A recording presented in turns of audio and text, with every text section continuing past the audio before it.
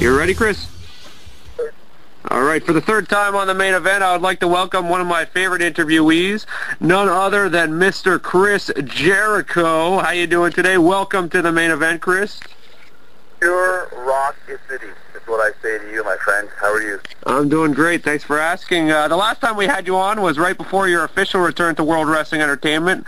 At the time, you were denying any involvement with the viral marketing campaign, but at the same time hinted that you would be returning soon. So, surprise, surprise, it did culminate in your return. And how has that run been for you so far? It's been awesome. I've really enjoyed it.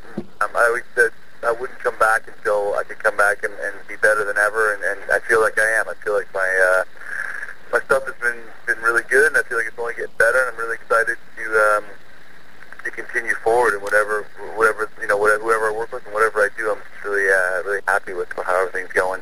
Let's talk about some of the things that you've done since you came back. The first night you returned, where you did that promo against Randy Orton, it was kind of reminiscent to your original debut in the WWE, where you did a similar promo to The Rock. Well, yeah, I don't know if I really. I mean, I definitely wanted Y2J to come back with a splash and have enough of that old Y2J candor and enough of that old Y2J spirit. And it was great, but I think over the last couple months I've kind of once again evolved and metamorphosized the Y2J character to be a little bit less bombastic and a little bit more introspective and a little bit more low key, which to me low key equals bombastic nowadays. So I think the return and that promo was great, and I think I think the stuff I've done even last week with the Oscar Awards ceremony with Michaels has been by the Y2J, but just as entertaining and just as much fun. So I enjoyed taking chances and doing things a little bit differently, and that's one of the reasons why I've been able to keep my head above water for the last 17 years. Chris, as we mentioned, last time we had you on was shortly after Cyber Sunday, and 3 weeks later you did return, but at the time during the interview you even mentioned how some of the fans were like, Chris, I thought you were going to be at Cyber Sunday or the Raw after, and obviously, as you pointed out, you were never at least officially supposed to return on those days, but I guess as a armchair quarterback, would you have returned on the same day, or would you have possibly pushed up your return any earlier, as some fans have suggested that maybe it took a bit too long and they were a bit burnt out by the time that the code was finally broken? I don't know. I think some fans just aren't happy with anything, no matter what you do, to be honest with you. And everybody, armchair quarterbacks, like to, always say, well, this would have been better this way, this would have been better that way. I've had it in mind, and I think that was the date that was the one that we both agreed on, both the company and myself. And the fact that John got injured, they kind of, I think a lot of people just assumed that I'd be back to replace John, but that's not the way that we had planned it out, and that's not the way that we wanted to do things.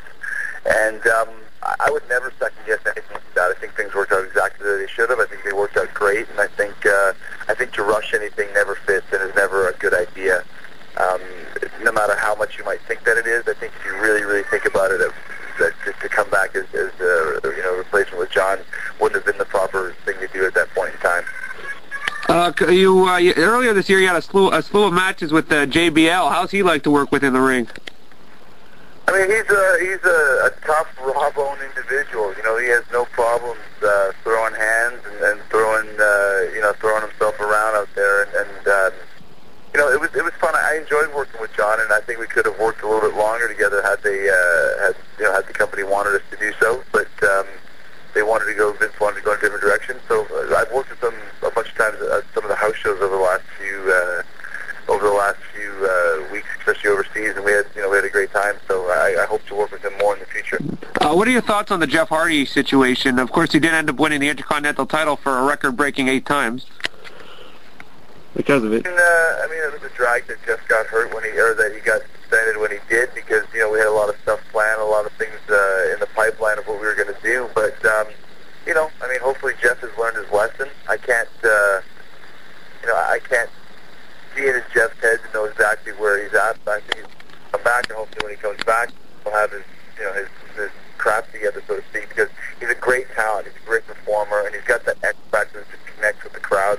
I love working with him. I think he's a great guy, and like I said, he made a mistake lesson. And for me, people say, well, you won the title, but that's just Hardy was getting suspended. Yeah, that's fine, but the thing is, it's not why I won the title, it's just how you do it. And I think our match was probably one of the best matches on Raw this year so far, and whether he was suspended the next day or not, he wasn't suspended that night. And I think our match was a real show stealer and a great performance from both guys, and I'm looking forward to working with him more when he makes his return.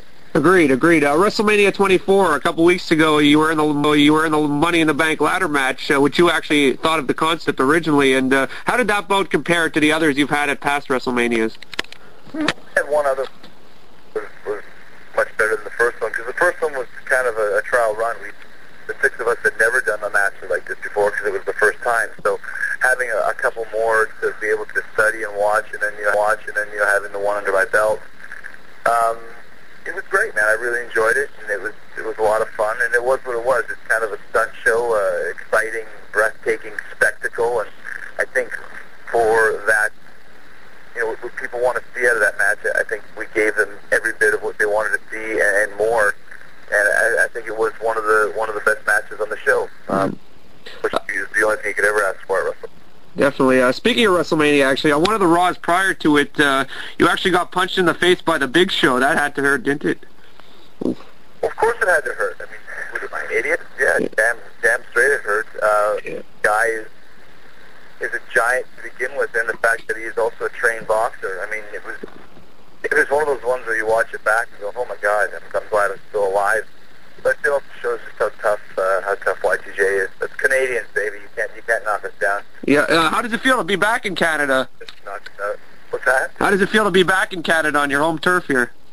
Excited. I mean, it's funny because my home turf, is thousands of miles away from where I grew up. But in Canada, if you're from Canada, you're instantly, everybody's best friend, because everybody in Canada is very proud of any other Canadians.